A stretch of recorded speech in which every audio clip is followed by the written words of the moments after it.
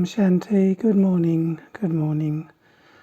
Just want to do a short video on the Murli. I won't read the whole Murli because most of the people who have interest in the Murli has read the Murli already, but just as a little churning aspect of the Murli.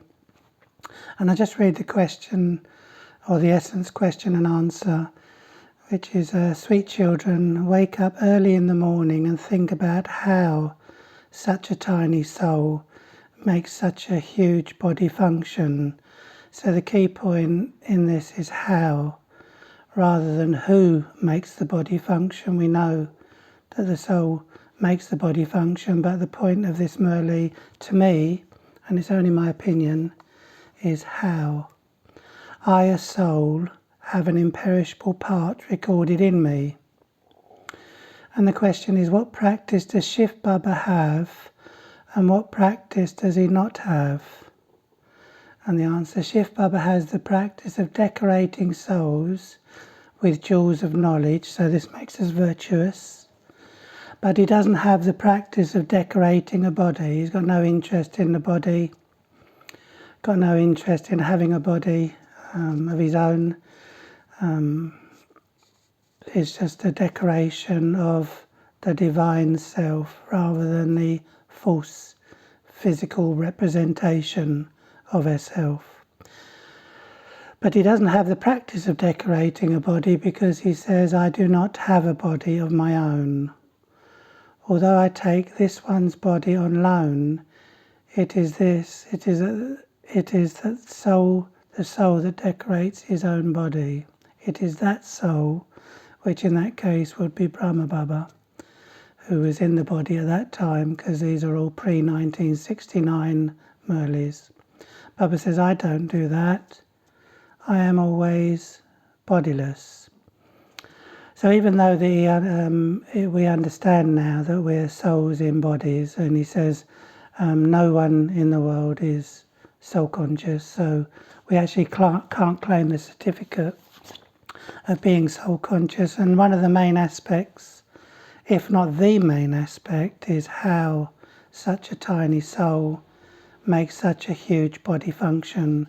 Because Baba talks in this Murli about how when he comes into the body of Brahma Baba pre-1969 and after 1969, January the 18th, they came together as Bab Dada in the form of Daddy Gulzar's physical body.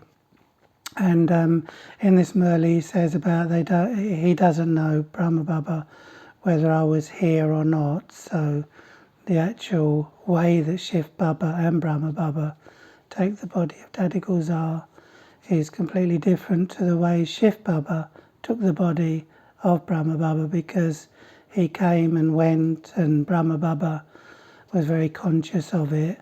So Brahma Baba was just understanding, basically his quest was to understand how he uses or works the physical body.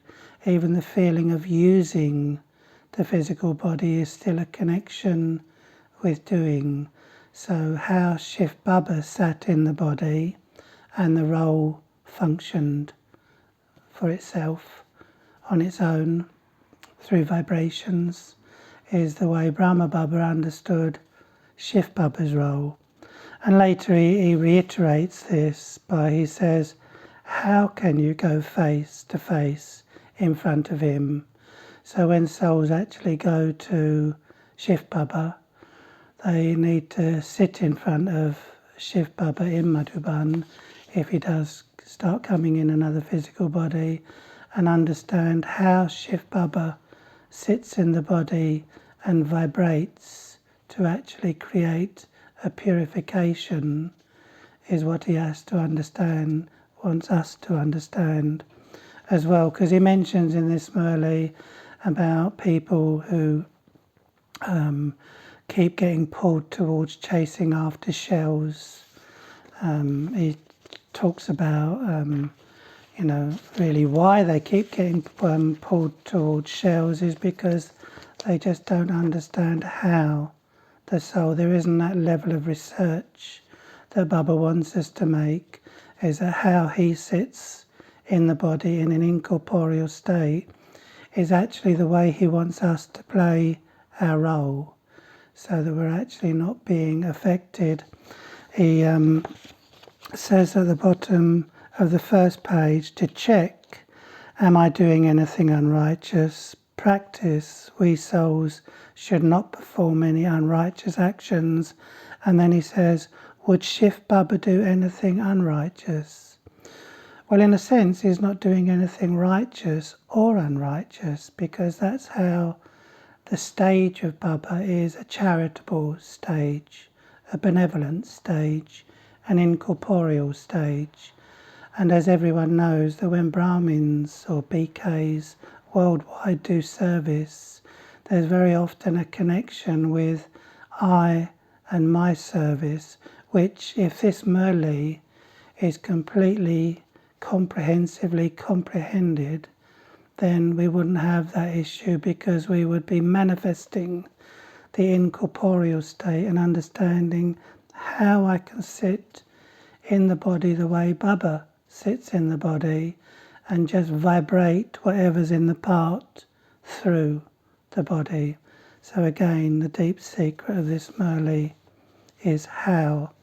And he talks about even people go and buy a house or rent a house, and they think about decorating it and so on. So our connection with everything that we do can become a form of attachment if we don't understand how the soul works the body. So this is the deep significance to me today, which I will be working on. So I will be doing what I need to do today, understanding how I can actually use the physical body, not just as a soul, but as a soul vibrating through the matter, the way that Shiv Baba does. Because that's how Brahma Baba allowed Shiv Baba to completely take over his role in its entirety, is because he understood his own father's, spiritual father's state.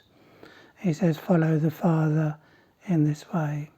So I hope you've not understood, but I hope you've enjoyed this little précis on the Murli, and I hope it helps when you read the Murli in the form of how, as the Red Indians say, how you're actually understanding the incorporeal state in a more comprehensive state, and as well as practicing either soul am speaking, either soul am looking, either soul.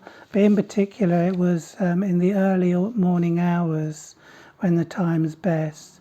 That's when the soul can understand how much separate they are from the physical body. So it sets you up for the whole day. Because if you're not affected by your role in any way, shape or form, no one else's role can affect you. Om Shanti.